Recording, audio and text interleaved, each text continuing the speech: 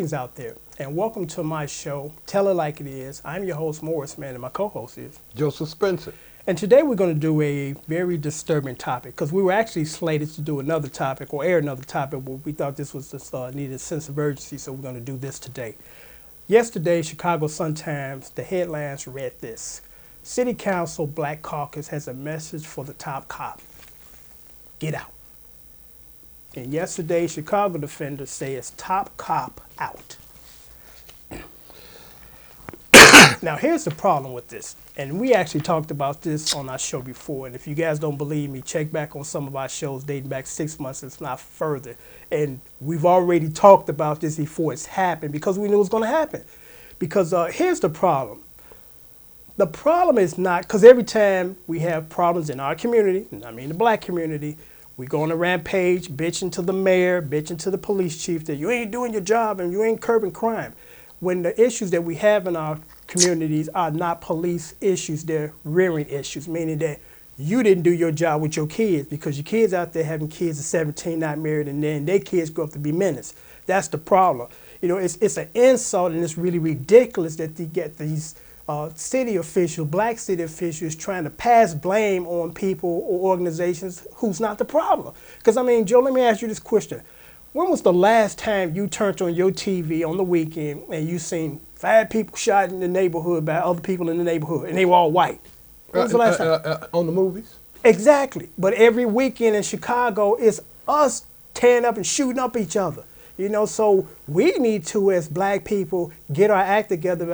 And what I mean by that is we need to fix our own problems because we've been conditioned to believe that we got to go run into everybody else to get our problems solved because this is not a police issue. The issue is there are too many people out there that should be having kids and not married. You know, the family structure, the black family structure has gone to hell. And as a result of that, you got crime, you know. It's just interesting that they're calling for his resignation. They should be calling for their resignation as well because your kids are going to listen to you more quickly than the police because you know how we have a relationship with the police. You know, it ain't a great one, and it's probably never going to be a good one. You know, so we need to stop complaining to other people and get off our asses and check our kids because there's still enough of us 50 and 60-year-olds around here to talk to these people or kids and get them in line. Because somewhere along the line, the family structure, black family structure has collapsed. And as a result of that, you're getting this. You know, you're getting all this crime in our neighborhoods. You know, because again, I can't recall any time that I've turned on the TV and 5 or 6 white kids and not wishing no bad on them getting killed in their neighborhoods by other 5 or 6 white kids. You know, it's always us. And whenever something happens in our neighborhood, we go in that, again, textbook nonsense where we start marching in the street, you know, stop the killing. Yeah, we need to stop the killing. You need to go home and check your kids. Because half of the people that are out there with the picket signs got family members that are part of the problem. You know, so I find it ironic that the people that are complaining are partially the people that are at fault, you know, because your kids didn't ask to come here, you know, and then it's your responsibility to check them, not the police. Because I'm going to say this and I'm going to turn it over to you. I already know what's going to happen, and quote me on this because we've seen it before.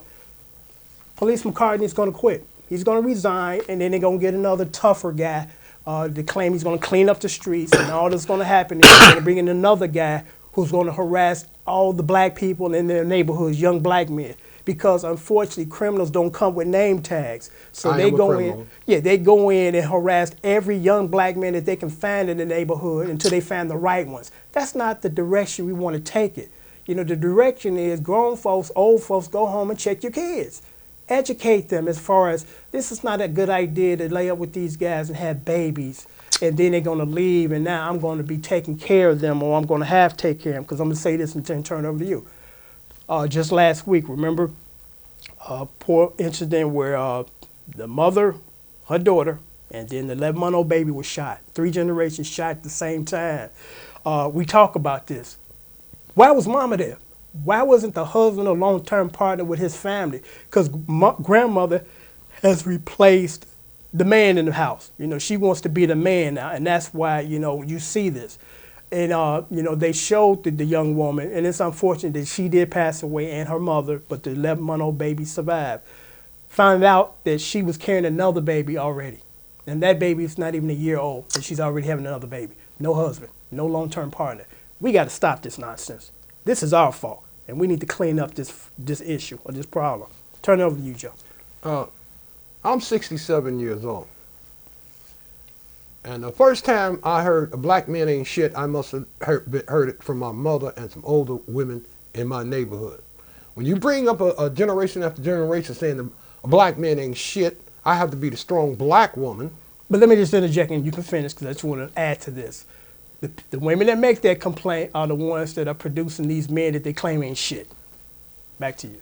And when you got 4 or 5 generations of that, and you don't have any men in the household to put his sons and his daughter on the right track, because he's from a particular background too, and his kids are out there on his own. When I was a little boy, everybody was from Mississippi and Arkansas and Alabama. Everybody had guns in the house. We did not take them guns out of the house. We made our little zip guns, went out in the field and shot them, you know, but we wasn't shooting at people. They were for display hunting, not killing each other. Right. Not killing each other. If you're going to fight, you're going to do this. Yep. You know, the gangsters in my neighborhood said yes, ma'am, and no, ma'am. They cool everything down. They were gousters. We called them gousters. Gouster gangster. They cool. Now, here come Miss Jones. Shut up.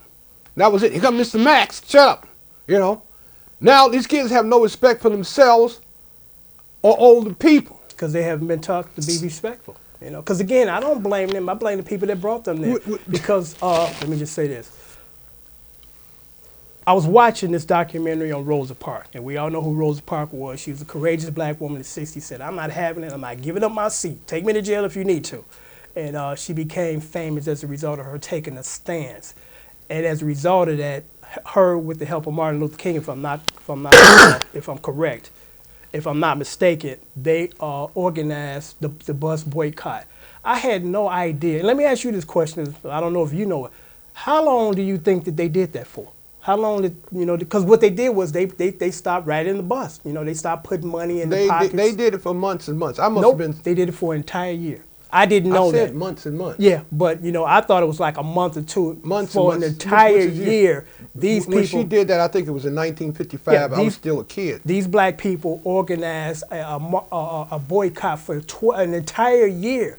And you ask yourself, well, how did they manage to get around? A lot of church organizations took these people on school buses and took them to work, and people volunteered to take other people to work. We need to get back to that, because I thank God that I grew up in the era of the 60s where I was a child and I was there to experience this movement, because we don't do that anymore. You know, we don't even speak to our neighbors anymore, let alone help each other. And we got to get back to that, because that was a very pivotal point in society in the 60s when things started to come together, the civil rights movement, music, and things of that nature. And, you know, we got to get back to that. We have to take responsibility ourselves and say, hey, okay, we're not going to get any help from this. We do it ourselves. We can bond together and work together and get this done. Because that's amazing. 12 months when none of us rode the bus. You know, we can't even do nothing now for a week. You know? Man, what can I say? I've seen quite a few decades. Not a lot of them, because I have people older than me, 20, 30, 40 years older than me. The problem is deep. We're always trying to find somebody else to save us instead of us trying to save ourselves. Because we've been conditioned that we got to run to somebody else to save or fix our problems, and when we don't have to. Because our problem is this: we need to check our kids. Period. That's it. Because once you check your kids, the crime automatically goes down. You know. And the bigger the society is, the more idiots you're gonna put in society, which they need to be led to a different type of lifestyle. You know, they bombarded the United States black kids and white kids, all American kids, with New Jack City, all these gangster movies. There's going to be a certain amount of kids going to pick up on that crap. You live in a poor neighborhood and you see Sambo, Subo Wubo, and he's driving a custom-made Rolls Royce and got all the women in. Who they going to look up at too? Who they going to look up at? But let's close this one out. Okay. The only thing I want to do now is say is this. This is not the problem. The police head dude or the mayor is not the problem. we're the problem, and we need to fix the problem. These people don't live in our we neighborhoods. Caused the problem. So until then, you're right. Until then, keep thinking. I'm Morris Manning, my co-host. Joseph Spencer.